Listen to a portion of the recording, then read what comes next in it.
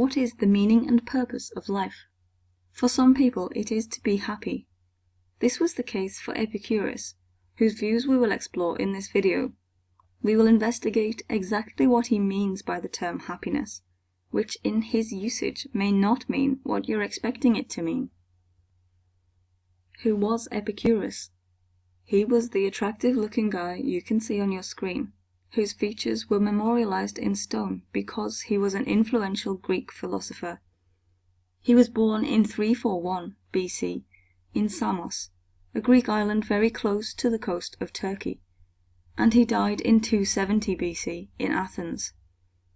He began studying philosophy aged 14, and, accepting 2 years of military training in Athens, lived in Samos until he was 35, as far as we know.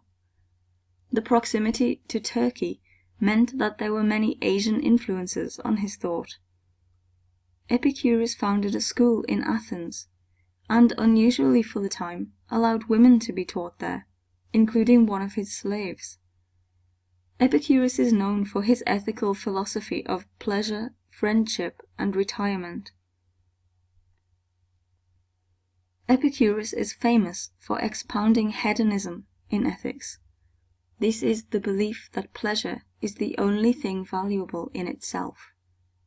You might be thinking of pleasures, such as those shown in the cartoon on your screen, but Epicurus's understanding of pleasure is in being happy with the simple things, which is quite different from many of our definitions of pleasure today.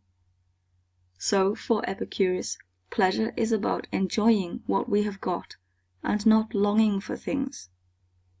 The simple thing may be having a philosophical conversation with a friend, rather than enjoying a physical pleasure like food. Thinking like Epicurus requires us to rethink our notions of what pleasure is. Epicurus' school was based in the garden of a property he bought in Athens. The garden exemplified Epicurus' understanding of pleasure. It was simple, growing fruits and vegetables, and students were able to walk around its paths, discussing philosophy. So what does Epicurus have to tell us about our pursuit of happiness? We know that he believes that pleasure is found in being satisfied with the simple things in life. Does this make us happy? Pleasure and happiness are directly connected for Epicurus. He believed that there were two things that make us unhappy: fear of God or gods, and death. Epicurus believed in the gods, but he felt there was no need to fear them, as they are perfect and not concerned with human affairs. Likewise, he believed that fear of death was unnecessary because, and I quote, "Death is meaningless to the living, because they are living, and meaningless to the dead, because they are dead."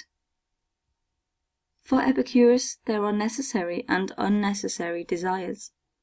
Necessary desires are those which are essential for happiness, such as inner tranquility, or overcoming physical pain, whereas unnecessary desires, desiring those things we don't need, only causes further pain.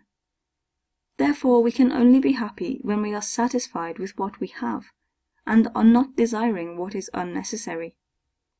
Epicurus uses the word ataraxia to describe this state of peace of mind. The Greek word literally means freedom from worry.